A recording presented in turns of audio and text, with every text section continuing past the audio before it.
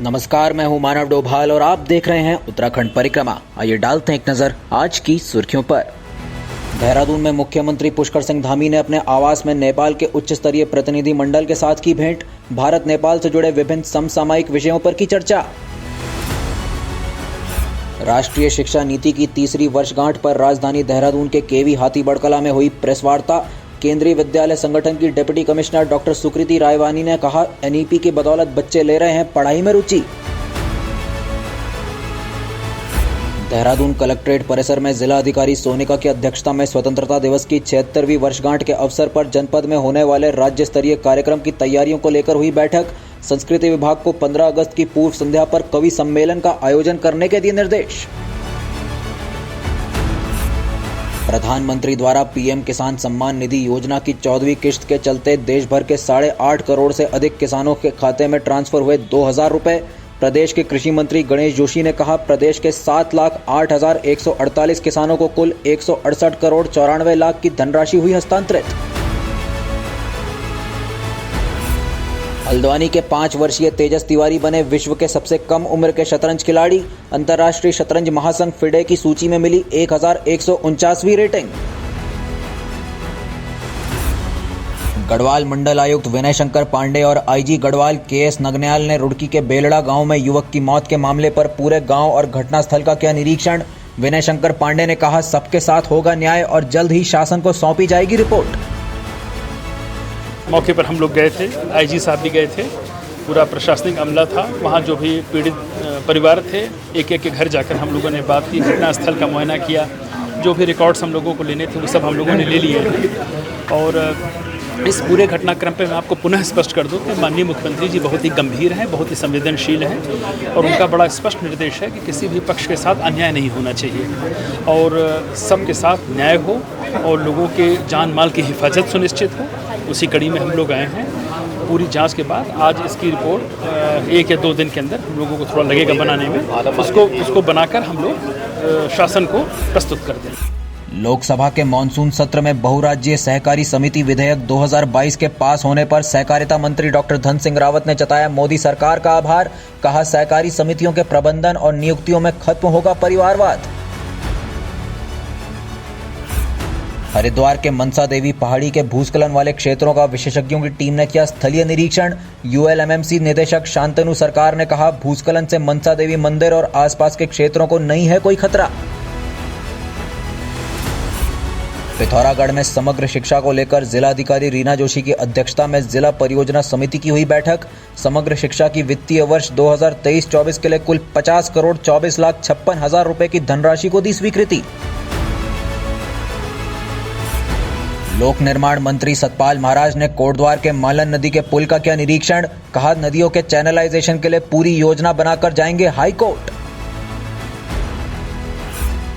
प्रदेश के पुलों को लेकर लोक निर्माण विभाग द्वारा किया गया सेफ्टी ऑडिट। लोक निर्माण विभाग के सचिव डॉक्टर पंकज पांडे ने कहा, पुलों के सेफ्टी ऑडिट में 75 पुल पाए गए असुरक्षित। विभाग के डिवीजनों को पुलों को बंद करने के दिए गए निर्देश।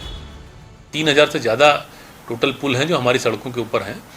उसमें से 2000 से ज़्यादा को देखा जा चुका है, उनका ऑडिट, उनका इंस्पेक्शन किया जा चुका है। उसमें 75 पुल ऐसे पाए गए हैं जो जिनमें कुछ माइनर रिपेयर की आवश्यकता है या कुछ और सुधारात्मक कार्य करने की आवश्यकता है। तो उसमें मैंने कल ही मीटिंग की थी और मैंने ये इनसे कहा है कि जितने भी पुल ऐसे हैं जिनमें कुछ रिपेयर की आवश्यकता है उसका एस्टिमेट तुरंत बना के यहाँ पे भेजा जाए। इसमें मुझे ये बताया गया कि 16 पुल ऑलरेडी नए पुल सैंक्शन हो गए हैं अलग अलग मदों से, उन पर काम स्टार्ट करा गया है। इसके अलावा 4 एस्टिमेट हैं जो शासन में हैं और 25 के आसपास एस्टिमेट हैं जो HOD ऑफिस में हैं। मैंने ये कहा है कि 1 हफ्ते के अंदर जो भी एस्टिमेट बने हुए हैं वो यहाँ पे हमारे पास भेज दिए जाएँ। इसके अलावा जो एस्टिमेट नहीं बने हैं वो 1 महीने के अंदर उनको बना के यहाँ भेजा जाए। फिर गवर्नमेंट लेवल से हम लोग इसको डिसाइड कर लेंगे कि ये पुल, इनमें जो रिपेयर होना है, जो भी कार्रवाई होनी है, उसको कहाँ से हम लोग सैंक्शन कर सकते हैं। वो भी हम लोग प्रायोरिटाइज कर लेंगे कि कितना पैसा लग रहा है, कितना हमारे पास उपलब्ध है। और अगर किसी पुल में कोई जान माल का खतरा होने का अंदेशा है तो वो पुल तत्काल बंद किया जाए। कांग्रेस प्रदेश अध्यक्ष करण महारा के बाद कांग्रेस वरिष्ठ नेता मनीष खंडूड़ी ने भी गढ़वाल की जनता पर जताया आक्रोश। करण महारा ने कहा, पार्टी के कुछ लोग भाजपा को हथियार के तौर पर भेजते हैं वीडियो। भूख रहे हैं दुनिया के लोग कि गढ़वाल के लोगों का खून पानी हो गया है। अगर आपका खून नहीं खोला तो आपकी उत्तराखंडियत को थूकता हूँ। गढ़वाली नहीं आप, पहाड़ी नहीं आप, उत्तराखंडी नहीं आप, थूकता हूँ। पूरे वीडियो में से केवल 5 सेकंड की वीडियो निकाली गई और नियत थी, यही नियत चुनाव से पहले थी। यही कुछ लोग हैं जो पार्टी के शीर्ष नेताओं के खिलाफ बयान देते हैं, टीवी में चैनल्स में देते हैं और बीजेपी को हथियार बना बना के देते हैं। तो निश्चित ही एक लिमिट है किसी चीज़ को स्वीकार करने की।